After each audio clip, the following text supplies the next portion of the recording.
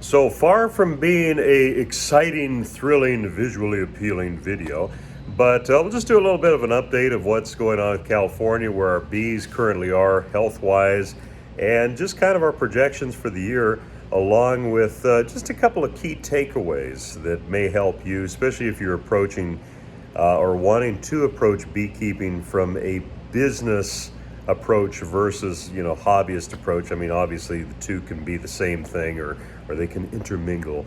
But anyways, we'll just kind of go over that and hopefully take some value away from it. That's the whole point. Okay, so first off, the update on our own bees is from around August of, obviously last year, 2021, to now. We've lost around 40% of our colonies, which is obviously, far from exciting.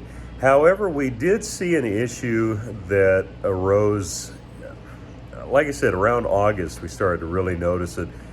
And that is that we had a lot of queen failures.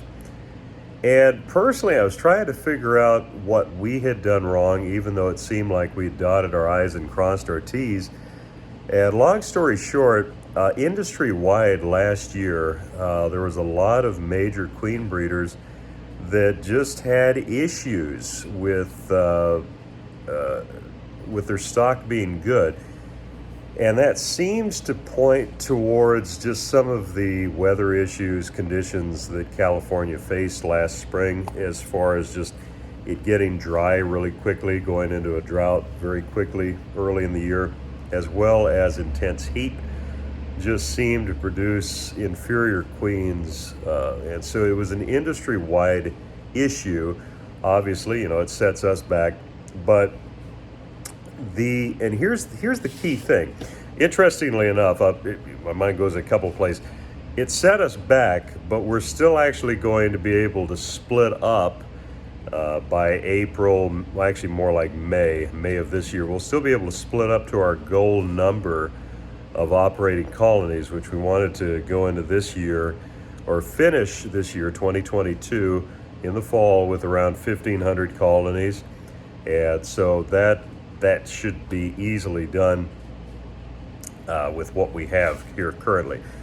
But the other thing too, and that is for those of you who are wanting to approach beekeeping or interested in either going from a hobbyist to a sideliner, or from sideliner to commercial, and just a quick breakdown of that, there's kind of this rule of thumb that 1 to 50 colonies is hobbyist, 50 to 300 colonies is sideliner, 300 plus is commercial.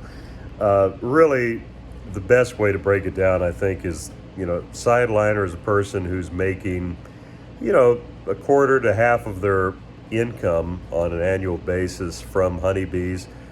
Commercial being that you're making your full living, or at least are making enough income that if you wanted it to be your sole income, you could obviously support your family for that. A hobbyist, obviously a person who's just enjoying being with the bees. I'm a strong believer that you can make your hobby pay for itself, but that's a video for another time. But what I was going to say, though, as far as unexpected losses in our industry, which is common, especially since the varroa mite and all the wonderful viral issues that it's introduced. Ian from the Canadian Beekeepers blog gave some really excellent advice, especially when you're looking at financing your operation. Is if you're going to finance anything, finance equipment. Do not finance bees.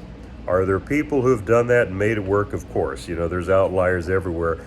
But as a general rule, because there's so many variables that can throw your bees off kilter. I mean, we've lost that 40% of our colonies, but the colonies that remain are looking excellent. We were on top of the mites. We were on top of their nutrition. But there was another external factor in this case that bit us in the butt. And so, fortunately, we do not borrow money, nor do we finance bees. And so because of that, even though it's a hit, even though it's a disappointment, it's not a deal breaker. And so for those of you looking at the business aspect of it, just remember that if you're going to finance something, finance your equipment. And if at all possible, it's amazing that people miss oftentimes that your money can be made just as much in purchasing right as in selling right. And what I mean by that is if you find a beekeeper that's going out of business, or you find a great deal on a work truck or a forklift or whatever else, and you're buying that substantially under the market value, you've added a great asset to your business. And so buying right is just as important as selling right and marketing right. So don't overlook that. But anyways, we are going to be going down this coming week, the beginning of next week, to do our final round of splits going into the almonds. This last trip to California, I did not go. My crew did, and they did a great job. They worked their butts off. So anyways, but we'll have some video next week of what we're doing down there in California as far as splits and getting into the year 2022. It's hard to believe. Anyways, hope you're doing well. And obviously, if you have any questions, feel free to leave in the comments below. And we'll catch you a little later.